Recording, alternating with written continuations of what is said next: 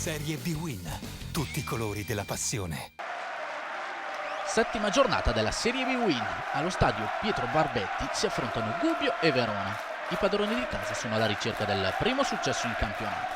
La squadra di Fabio Pecchia infatti ha conquistato solo 2 punti. Il trend per gli umbri è comunque in miglioramento, visto che dopo le 4 sconfitte iniziali hanno pareggiato a Modena e settimana scorsa in casa con il Varese.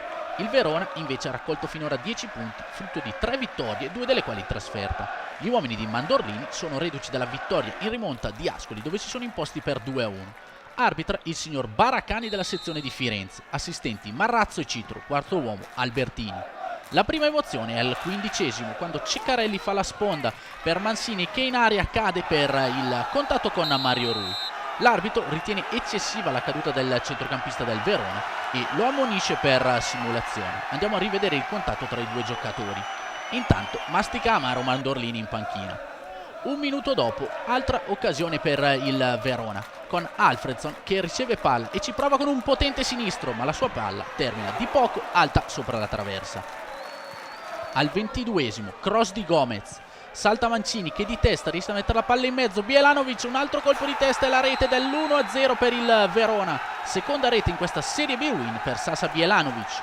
Per il croato, secondo gol in 8 giorni dopo la rete di settimana scorsa ad Ascoli, che regalò i 3 punti alla formazione scaligera. Al 28°, punizione per i padroni di casa. Batte Mario Rui e la palla finisce fuori di un soffio.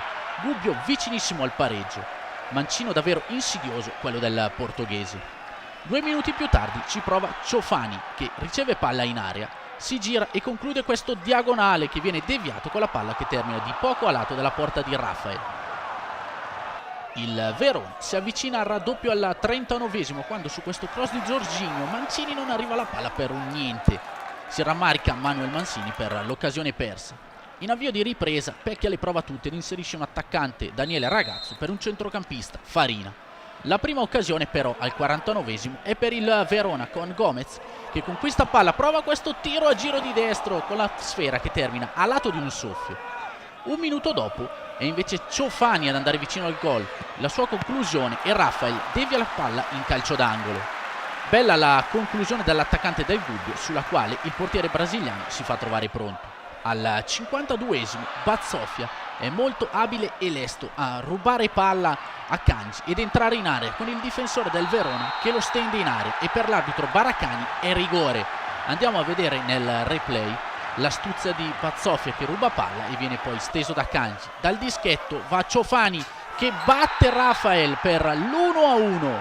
Seconda rete in questa Serie B-Win per Ciofani. Succede veramente poco nella seconda parte della ripresa, con Sandreani che ci prova da fuori area ma conclude abbondantemente sopra la traversa.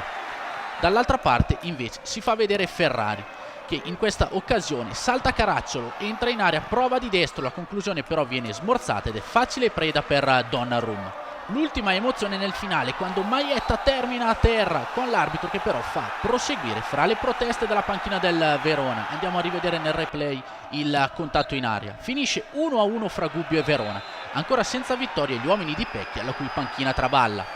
Per gli scaligeri invece terzo risultato utile consecutivo.